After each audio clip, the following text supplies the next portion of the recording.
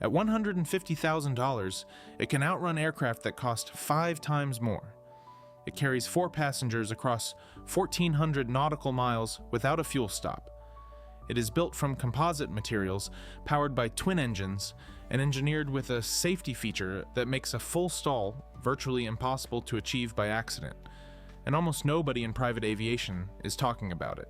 That is the Velocity V-Twin, a kit-built twin-engine canard that has been quietly making serious cross-country pilots rethink everything they thought they knew about what affordability actually means in aviation.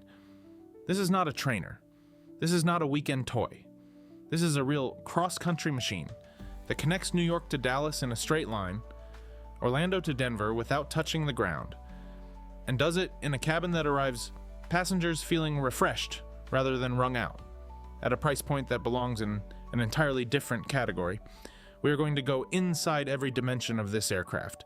The performance numbers that stop people mid-sentence, the canard design that rewrites the rules of light twin safety, the cockpit experience that rivals certified glass panels at a fraction of the cost, and the total ownership figures that make the case in a way that is very difficult to argue with.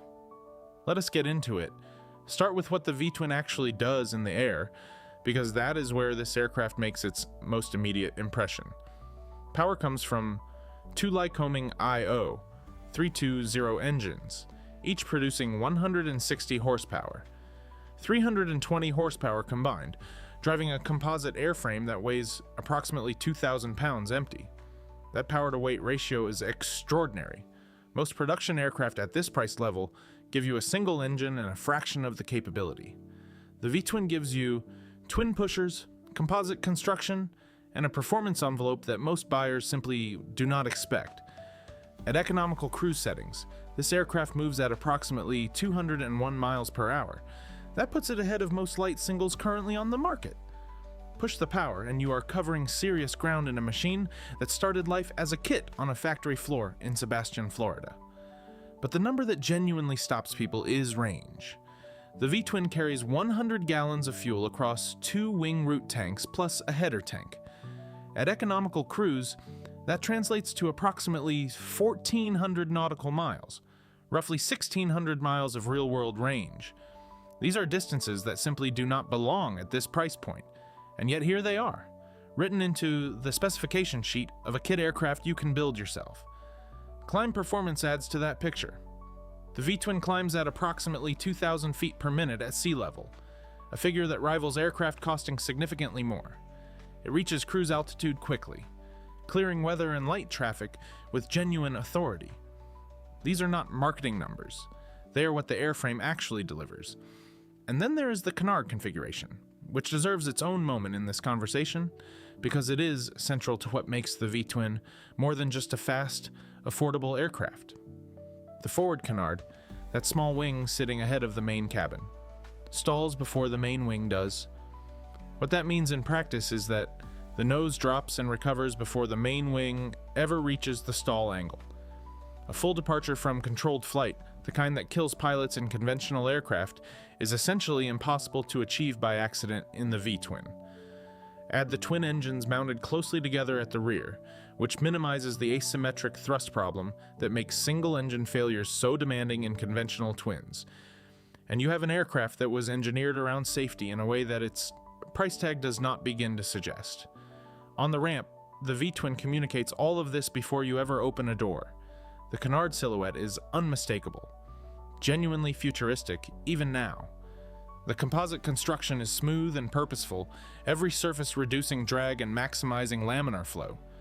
The single dorsal vertical stabilizer replaced the twin tail fins of earlier Velocity models, giving the V-Twin a cleaner, more modern profile. 3-bladed MT propellers complete the picture in the twin pusher configuration, visible from every angle. Then there are the gull-wing doors. Wide, car-like, panels that swing upward and make entry effortless. You do not climb into a Velocity V-Twin, you sit down into it. On any ramp, that detail alone draws more attention than any paint scheme could. Step inside, and the first thing you notice is how much room there is. The V-Twin seats 4 in its standard configuration, with a 5-seat option available. Front seat occupants get excellent headroom and visibility through large windows. Rear seat passengers are genuinely comfortable rather than simply tolerated, with legroom that surprises people who expect light aircraft compromises. The erect seating position is deliberate, designed for long-distance flights where arriving refreshed matters as much as arriving at all. Noise levels are notably low for a piston twin.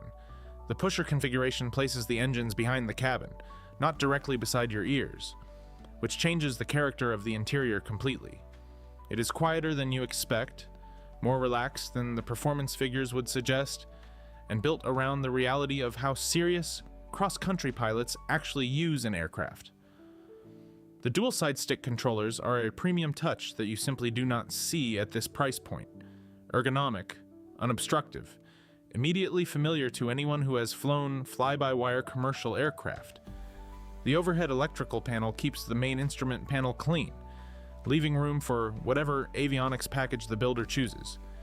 This is a cabin built around long legs, multiple passengers, and the expectation of a real journey rather than a circuit of the local airfield.